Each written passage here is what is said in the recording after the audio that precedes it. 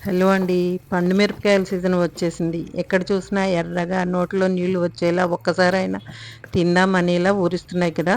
అమ్మో! కారం తేడా చేసిందేమో అనే భయం ఒక పక్క వెనక్కి లాగుతున్నా టమోటాలు వేసి కారం తగ్గించి పచ్చడి చేసుకుందాం అని డిసైడ్ అయ్యి పచ్చడి చేశాను. చాలా బావుంది. పండు మిరపకాయలు అప్రాక్సిమేట్లీ 300 గ్రామ్స్, టమోటాలు 600 గ్రామ్స్ తీసుకున్నాను.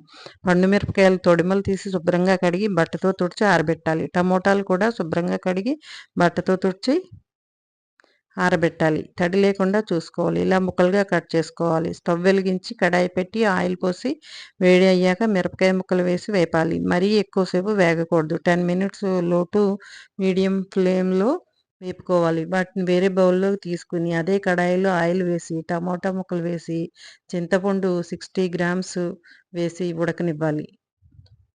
మూత పెట్టకూడదు. సాల్ట్ 75 గ్రామ్స్ తీసుకోవాలి. కొంచెం తక్కువ తినేవాళ్ళు 70 గ్రామ్స్ వేసుకుంటే సరిపోతుంది. యాక్చువల్‌గా ఎంత కొలతలు తీసుకున్నా మనం టేస్ట్‌ని బట్టి కారం ఎక్కువ తినేవాళ్ళు 10 మిరపకాయలు ఎక్కువ వేసుకోవచ్చు. పులుపు ఎక్కువగా తినేవాళ్ళు 2, 3 టమోటాలు ఎక్కువ వేసుకోవచ్చు.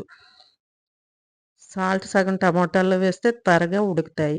టమోటాలు మెత్తగా అయ్యి దగ్గర పడ్డాక స్టవ్ ఆఫ్ చేసి చల్లారనివ్వాలి. మిక్సీలో చల్లారిన మిరపకాయలు మిగతా సాల్ట్ వేసి బరకగా పేస్ట్ చేసుకోవాలి.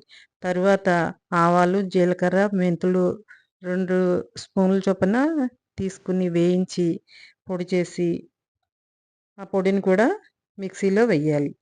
చల్లారిన టమోటా గుజ్జు కూడా మిక్సీలో వేసి 2 టైమ్స్ పల్స్ ఇచ్చి మొత్తం అంతా ఒక బౌల్లోకి తీసుకోవాలి.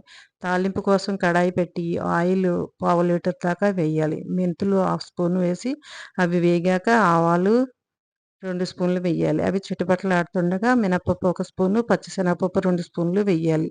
అవి వేగుతుండగా 10-15 వరకు వెల్లుల్లి రేఖలు చెదగొట్టి వెయ్యాలి. అవి వేగుతుండగా 2 స్పూన్లు జీలకర్ర, కొంచెం కరివేపాకు వెయ్యాలి. చివర్లో ఎండుమిరపకాయలు 6-7 తుంపి వెయ్యాలి. ఇష్టం ఉన్నవాళ్ళు 1 స్పూన్ ఇంగువ